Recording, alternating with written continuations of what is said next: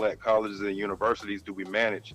Because my thought process was that they can truly benefit from the resources, the relationship, and the relationships that we provide these other institutions of higher learning. Yeah. And as you guys can imagine, the answer was zero. Wow. And so I took it upon myself to fly all over the country just to talk to HBCUs about what my firm does, how we can help them. And literally, no matter how big or small the school was, they almost had the exact same answer. And that was, hey, Xavier, the resources, the research, the relationships that you can provide, that's all great. But we have an issue getting our alumni to consistently give back to the school. If we can solve for that, we could take advantage of these other things that you're laying out. And so it quickly went from my daytime job to a passion project of mine, and that is, how can I help these HBCUs? So I came back, I sent out a survey to 5,000 HBCU alum, and I asked two simple questions. Why don't you give back to your school, or why don't you give back to your school on a consistent basis? And then to my surprise, the number one answer was, we don't give back to our school because we've never been asked. Wow. Followed closely by, we don't give back to our school because we don't believe that we can give an amount that will have an impact on the school. And then basically that was the birth of HBCU Change. I wanted to create something that people could give without really thinking about it, and it won't hurt their pockets at the same time. And so what HBCU Change is very similar to the app Acorn. I don't know if you're familiar with the app Acorn, but basically we round up your daily transactions and we give the change from those transactions to the HBCU of your choice. So an example would be, if you buy a cup of coffee for $3.50, we'll round that transaction up to $4, and that 50 cents will go to the HBCU of your choice. That's beautiful. Let me give you a round of applause for that, for thinking inside of a box that's already created, but thinking outside of the box for the HBCUs to try to get those funds up. Right now, we're talking to Xavier Peoples right here live on the Reec Radio Show in regards to that HBCU Change app. It's a roundup app, so all you got to do is so simple. It does all the work for you. You basically just download the app, hook it up to whatever accounts you're already using, your debit cards and or whatever type of cards you're using. Like you said, you buy a cup of coffee, you buy some Eminence eyewear from off of Juicy's website for $39.95, and then the 5 cents will go toward the HBCU. But you're talking about, if you have this on a very high platform with millions of people using, then you're actually building up money every day for these HBCUs. That's right. So an example. So what we found is the average person on one card, if they're rounding up all of their change over the course of a month, it's roughly about $27. So what we encourage is people to connect both their debit and their credit card, because if you double that averages out to be about $54 a month. So let's use Clark Atlanta as an example. Clark Atlanta has 40,000 alumni. If we were able just to only get 10,000 of that 40,000 to connect the HBCU Change, that's 540,000 a month, over $6 million a year going to Clark Atlanta University, just off change alone. And so that'll have a tremendous impact on the school, and it'll help them to kind of fill in those sizable budget gaps that they have because of COVID and things of that nature. I love that, man. That's a great approach to it, because you're not really asking somebody at one whop to say, hey, man, I need $100, I need $5,000, I need $10,000. You got a collective amount of people bringing this money in. Now, how do you guys divvy it up between the HBCUs? So what happens is, when you go onto the app, you choose the school. And so all 105 HBCUs are on our platform. You choose the school that you want to give to. We have agreements with majority of the HBCUs already. We're fleshing it out, and we should have all HBCUs hopefully by the end of second quarter of this year. But you choose your school and you give directly to your school. And the good thing about it is HBCU Change is just a conduit. So your school connects to our app, and the money goes directly from your account to the school's account. So we don't even touch the money at all. That's great. How do you guys make this sustainable for you to keep doing it, what you're doing? So what we do is it's economies of scale. So literally off of each transaction, we make a penny. But when you have thousands of transactions a day, it basically covers our administrative costs. And so me and my team, you know, we're truly in it for the cause right now. This is not anything that's going to make us rich. Right. But, you know, we're focused on our community, because I know you mentioned in your introduction that I didn't go to a HBCU, and people often ask me, Xavier, why is this so important to you? And the reason why is because, number one, first, before I'm anything, I'm Black.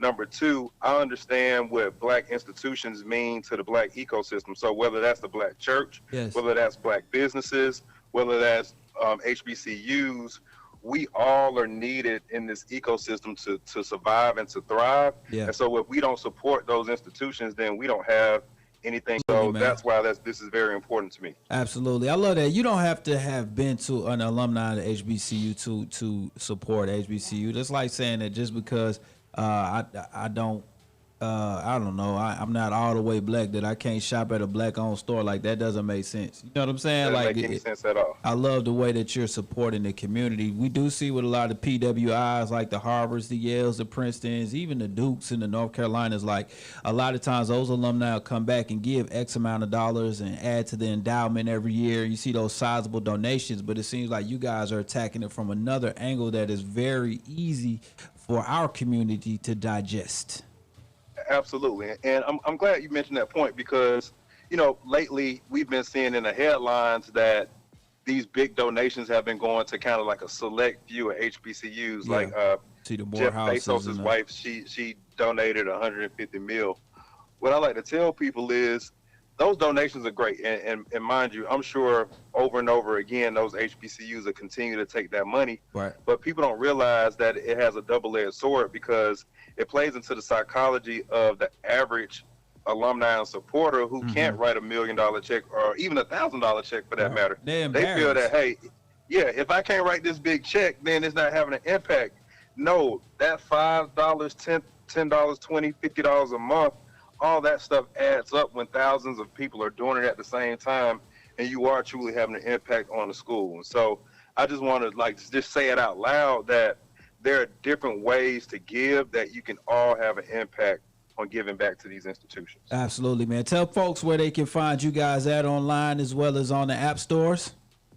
Yeah, so first and most importantly, download HBCU Change. So we're in both the Apple Store and the Android Google Store. We are on Instagram, Facebook, LinkedIn at HBCU Change, YouTube at HBCU Change. Just type in HBCU Change app and you'll find us. And we need your support, and we thank you in advance for your support. Absolutely, man. You guys got some heavy hitters that have jumped on to your campaign and jumping into it. Chris Paul, a lot of people, man. The good thing about it is, particularly since the George Floyd situation, like everyone wanted to know, like, well, what can we do to help the Black community? And so we have been working on this project for 2 years already. And so it was something for someone just to plug in and tap into and say, hey, not only can we support this cause, but we know where the money is going. We know the impact that it will have. And so it was easy for celebrities and media personalities to tap in and to plug in, but also the big corporations to plug in with us as well and support us as well. So, yeah, man, it has been just truly a blessing. And I just pray that they continue to keep coming because we want to get to that $1 billion goal. They will, man, especially when you got heavy hitters. You guys had Gary Vee on, Damon John, Mr. Shark Tank himself on for your Giving Tuesday. Y'all killed Giving Tuesday. Okay. Yeah, absolutely. So, speaking of Gary Vee and Damon John, like those guys, they reached out and just simply said, hey, man, how can we help? And so, they plugged in and they really gave some real gems to HBCU. So we had every HBCU on that particular conference that day, and they gave good information to HBCUs on different ways, different streams of incomes that HBCUs can take in that they otherwise were not thinking about. And one good point that Damon John made was that, hey, as Black people, we are culture creators, culture leaders, and one of the biggest brands that Black people have are HBCUs, and they need to take advantage of that and monetize that. Like some of the coolest gear to wear is HBCU gear, and so creating licensing agreement with like Nike and Adidas and so forth, and partnership agreements, HBCUs can take advantage of that, and people will rock out on that stuff all day long. And so that was some good information that Damon John was able to provide HBCUs. Absolutely. Could you imagine the 40,000 Clark alumni, even if you had a quarter or 25% of that going and buying Clark shirts via Nike through a licensing situation? That's sustainability. Right. You could probably support all of your athletics programs or your mass media programs just from that alone. All day, every day. And then all of that rolls into, we talk about black athletes going to HBCUs versus going to PWIs. Yeah. Now these programs have funding to, you know, do a facelift on their facilities and things of that nature to get them to compete with the PWIs and get those guys like a, let's just say like a Josh Powell would if he would have went to he wouldn't have been a wolf pack, he would have been a Panther. Clark Atlanta versus NC State, you know? Same colors, different mascot. That's right. That's right. And I think that even with, that's a whole nother can of worms. We're not going to go too far into that conversation, but when you're talking about players being able to monetize off of their brands in the near future, and you have an app like this, I mean, even putting a face like the top athlete, let's say, goes to a HBCU, goes to a FAMU or a Morehouse or something, and then they're able to use their likeness with your app to brand themselves as well as the school to create more change. I mean, the possibilities are endless. Yep, absolutely. And so that's what this is all about. You know, it's all about black excellence. And I think, you know, one criticism that I have for all of our institutions is, whether it's a black bank, black business, HBCU, is we're kind of antiquated in our thinking. And so we got to, like you said earlier, we got to think outside of the box and figure out creative ways that we can push the envelope. So we're good at being culture creators, but we got to be even better at being innovators to actually accomplish what we want to accomplish and monetize it and be great financially as we are creating culture and things of that nature. Absolutely. And we're on the forefront now. You're talking about the vice president of graduate of Howard University. Stacey Abrams is probably going to win the seat. She's a Spelman alum. You've got Mr. Warnock, Reverend Warnock, a Morehouse alum. You got all of these people in high places in the government. And now, I mean, they are products of HBCU, so we see how valuable and important that line of education is for our community. So, man, salute to you and what you guys are doing, man. Round of applause for y'all. Thank you. One fun fact, all black representatives in Georgia that are representatives of Congress are HBCU alum. That's crazy. So we got something that we're rolling out here next month. It's 7 of them, and all of them went to a HBCU. So stay tuned on that. I love that, man. Once again, congratulations on what you guys are doing. Make sure y'all download that HBCU Change app. It's the same colors as Cash App. You used to it. Green and white, baby. So go on and get it right now. That's right. That's right. Thank you. Thank you all so much. Absolutely. Every cent counts. Y'all can use that. All right, man. Thanks again, Mr. Peoples. We will catch you on the flip side, man. We would love to have you come back on the show and talk about the progress of the app on a later date.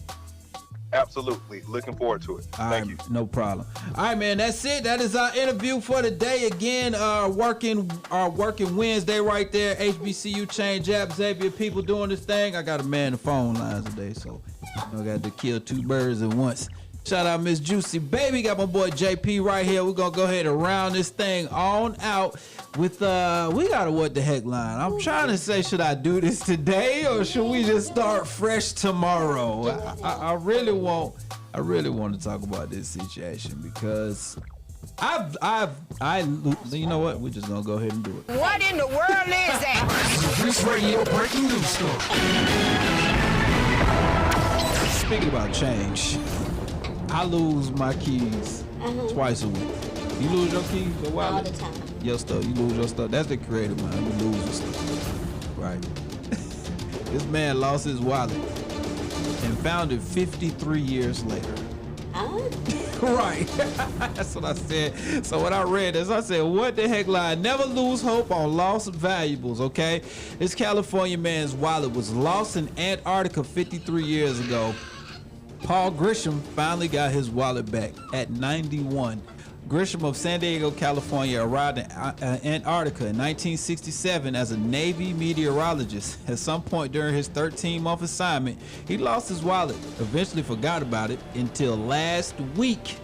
When Gresham's wallet and lost billfold was found when someone was building a station in Antarctica's Ross Island, they searched effortlessly to find this man, track him down, and return him his wallet. Grisham said he was blown away.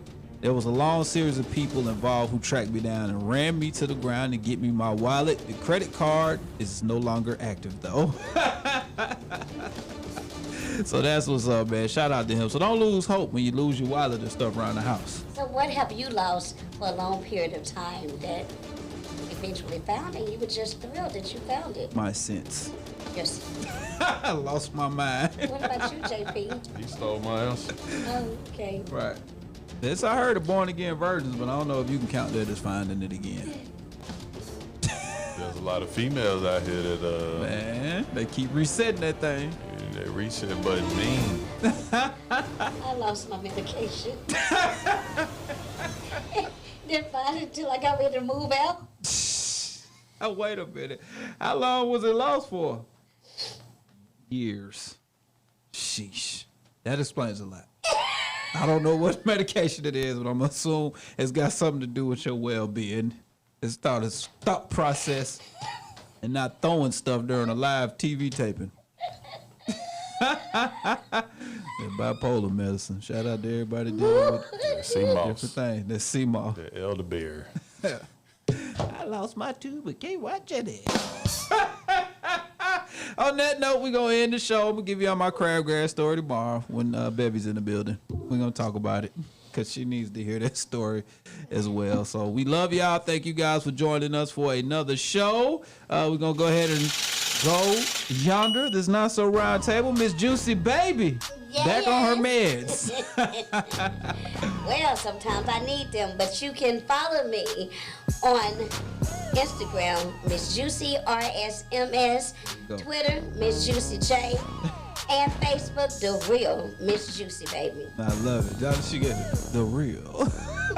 Hey, my boy JP, where the fire yet, player? Do your meds require a medical card? Yes. That did? You Pounds need to of have. meds. You need How to did you get smell your it? meds. Huh? How didn't you smell your meds?